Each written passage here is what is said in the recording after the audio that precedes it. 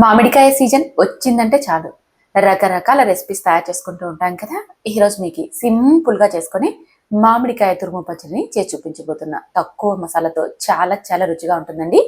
దీనికోసం మామిడికాయల్ని పుల్లటి తీసుకోండి. ఇలా పుల్లటి తీసుకున్నాక శుభ్రంగా కడిగి తడి లేకుండా తుడిచేసేసుకొని పైన ఉన్న తొక్కును తీసుకోవచ్చు. లేదనుకోండి మనం అలాగైనా తురుముకోవచ్చు. పైన తొక్కుని కొద్దిగా టేస్ట్ చేయండి. చాలా ఒగరుగా ఉంది అని అనిపిస్తే పైన తొక్కుని తీసేసేయండి. లేదనుకోండి అలాగే తురుముకోవచ్చు.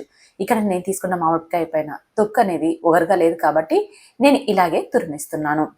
మీకు ఇలా తురుముకోవడానికి టైం ఎక్కువ పడుతుంది అనుకుంటే చిన్న చిన్న ముక్కలుగా కట్ చేసేసుకొని మిక్సీ బౌల్లోకి వేసుకొని 1 లేదా 2 పల్స్ ఇచ్చారంటే కచ్చా పచ్చగా మెదిగిపోతుంది అనమాట. నైస్ తొక్కులాగా అలా అయినా గ్రైండ్ చేసేసుకొని ఈ పచ్చడిని ప్రిపేర్ చేసేసుకోవచ్చు.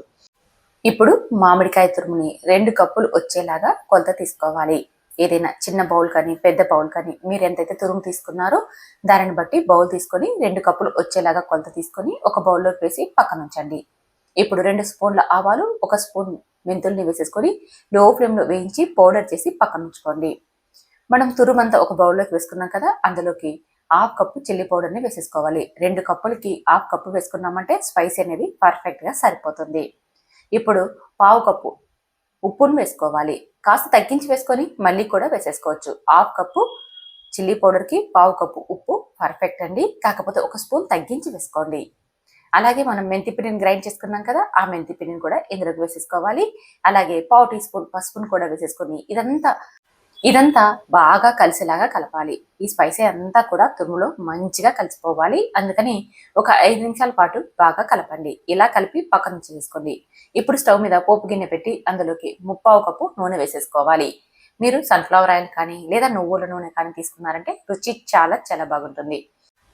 కాస్త ఆయిల్ వేడెక్కాక ఒక 10 నుంచి 15 దాకా మెంతులు వేసి అవి చిట్టుపరలాడాక 1 స్పూన్ ఆవాలు, 10 వెల్లుల్లి రెబ్బలను కచ్చాపచ్చగా దంచి వేసి తర్వాత కరివేపాకును కూడా వేసి ఈ పోపుని బాగా ఫ్రై చేయండి. పోపు బాగా ఫ్రై అయిపోయాక నూనె వేడిగా ఉన్నప్పుడే తురుములోకి వేసేసుకోవాలి.